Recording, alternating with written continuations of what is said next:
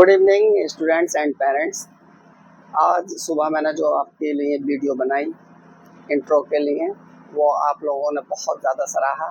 एक दिन में ही मैंने कोई वीडियो भी नहीं बनाई और आपने इतना सपोर्ट किया, सब्सक्राइब किया, व्यूज़ दिए, इतने ज़्यादा मुझे सपोर्ट किया, उसके लिए मैं आपका तहे दिल से शुक्रिया अदा करना चाहता हूँ। इसीलिए मैंने आज ही के दिन मैंने निश्चय किया कि मैं आपके लिए आज से ही स्टार्ट कर देता हूँ। सबसे पहले जैसे मैंने आपको बताया था इंट्रो में कि मैं आपको इंग्लिश की क्लास लूँगा, मैं छुट्टियाँ और जुलाई में ही मैं आपके लिए मैथ और साइंस स्टार्ट करूँगा। मैं कोशिश करूँगा आपके लिए इन्हीं छुट्टियों में मैथ भी स्टार्ट कर दूँ। तो आइए सबसे पहले हम स्टार्ट करते हैं इंग्लिश। इंग्लिश में हम सबसे पहले सीखते हैं डिटर्मिनर्स। डिटर्मिनर्स का अर्थ होता है सीमित करने वाला, जो बिल्कुल एकदम सीमित रहता हो। अब इसमें जो होता है हमारा आर्टिकल्स होते हैं। आर्टिकल्स हमारे तीन प्रकार के होते हैं। पहला आर्टिकल्स होता है हमारा ए, एन और द। ये तीन प्रकार के हमारे आर्टिकल्स होते हैं। अगर इन तीनों आर्टिकल्स को अगर हम बांटना चाहें तो दो भागों में बांटते हैं हम इसको। इसके टाइप्स ऑफ टू हो जाते हैं हमारे articles, a and an and the. अब ए और एन जो आता है उसको हम इंडेफिनिट आर्टिकल्स कहते हैं और द जो होता है वो हमारा डेफिनेट आर्टिकल्स होता है। अगर हम यूज इसको करें, अगर इसका हम प्रयोग करते हैं तो ए का इस्तेमाल जो करते हैं, यूज ऑफ ए। सबसे पहले यूज ऑफ ए का जो प्रयोग करते हैं, ये हमारा काउंटेबल नाउन्स। काउंटेबल का मतलब जिसको हम गिन सकते हैं, एक वचन, अर्थात क्या होता है हमारा सिंगुलर नाउन, कोई एक, उसको हम सिंगुलर नाउन कहते हैं। तो सिंगुलर नाउन के हैं, इन सबका पहला अक्षर व्यंजन जो होता है, व्यंजन इसको इंग्लिश में हम कॉन्सोनेंट बोलते हैं। कॉन्सोनेंट, कॉन्सोनेंट से शुरू होकर व्यंजन ध्वनि होती है। इसमें व्यंजन ध्वनि होती है हमारी, जैसे का से लेके और ज्ञा तक, वो हमारे सारे के सारे व्यंजन होते हैं। अगर इनकी ध्वनि होती है तो इन सब के पहले हम ए का प्रयोग करते हैं। अब हिंदी में हमारे जो अक्षर होते हैं वो हमारे 52 होते हैं, 52 होते हैं।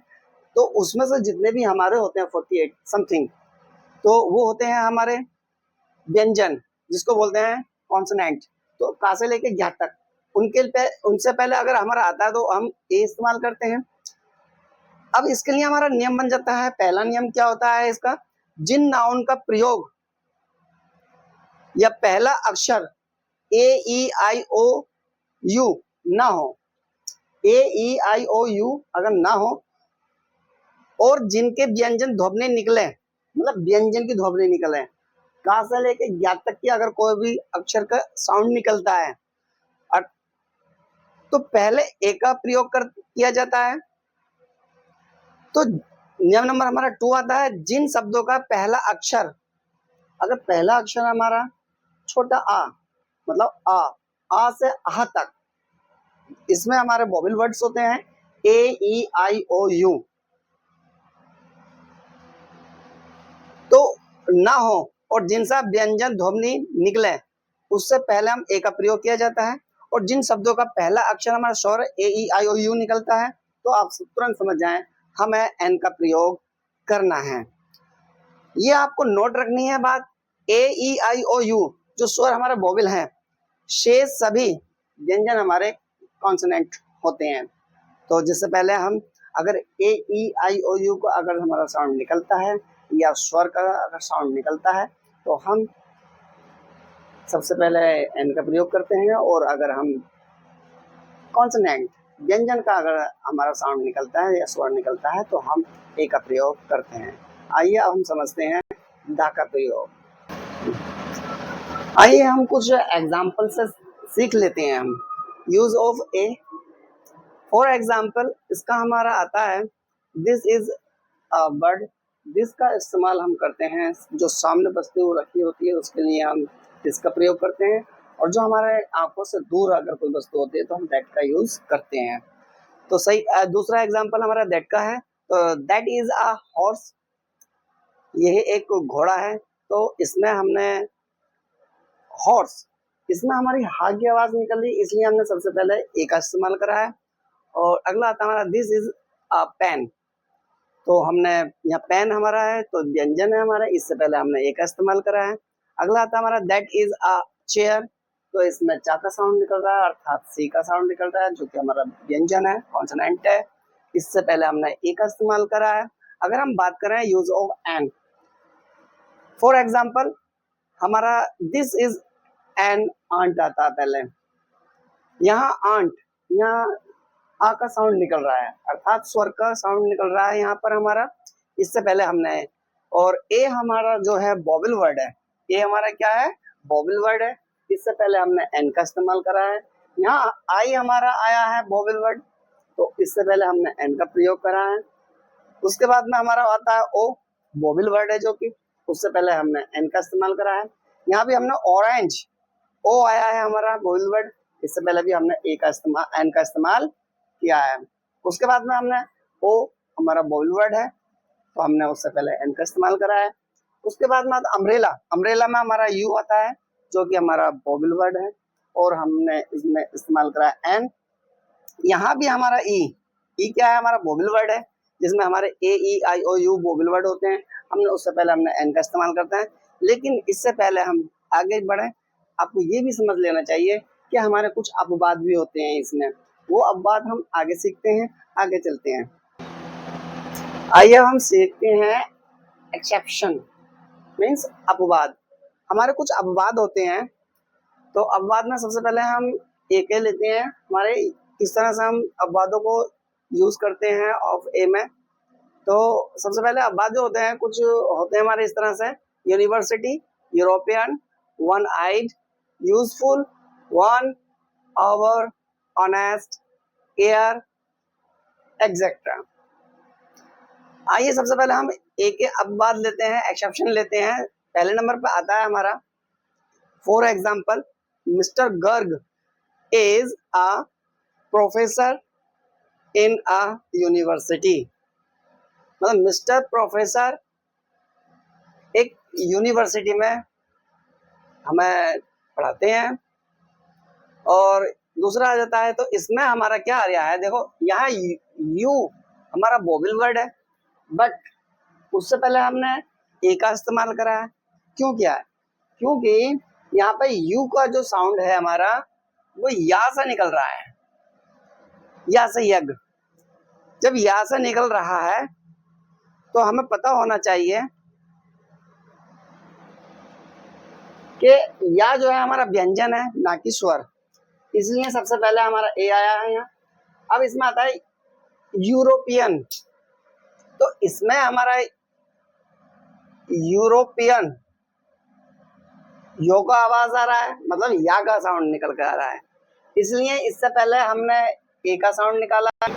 तो हमारा यहाँ पर यूरोपियन आता है, तो इससे पहले हमारा यहाँ पर हमारा वोवेल वर्ड जो है ई है, लेकिन उससे पहले हमने ए का इस्तेमाल किया है। तो यहाँ पर हमारा वन आइड, वन, तो यहाँ वा का साउंड निकल रहा है हमारा, तो यहाँ हमारा वा जो होता है व्यंजन होता है। तो उससे पहले हमारा यहाँ हमने ए का साउंड, जब वा का साउंड निकला तो ए लिखा है हमने।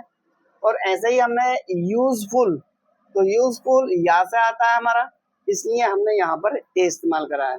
अगर हम बात करें यहाँ पर 1 रुपी, तो यहाँ वा का साउंड निकल के आ रहा है, तो इससे पहले हमने ए का इस्तेमाल किया है।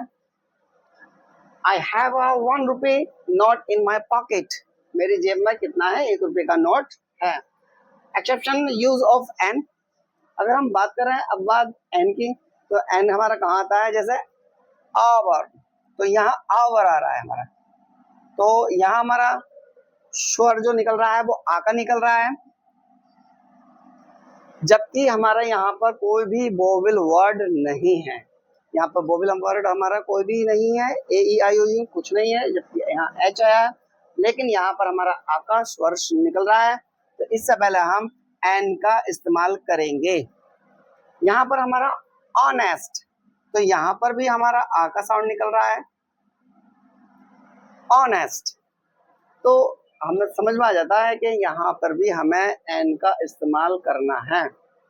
अब यहाँ पर हमारा ईयर, तो यहाँ हियर ना बोल करके हम इसको ईयर बोलते हैं, जिससे कि हमारे यहाँ ई का साउंड निकल के आ जाता है, तो हमें पता चल जाता है कि ये स्वर है, और उससे पहले हम एन का प्रयोग कर लेते हैं।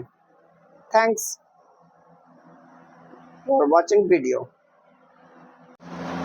For example, the Yamuna, the Hindustan Times, the Times of India, the Pacific Ocean, the Ramayana, the Bible, the Quran, the Gita, the Mahabharata, the Muslim League, the Congress Party, the Communist Party, etc.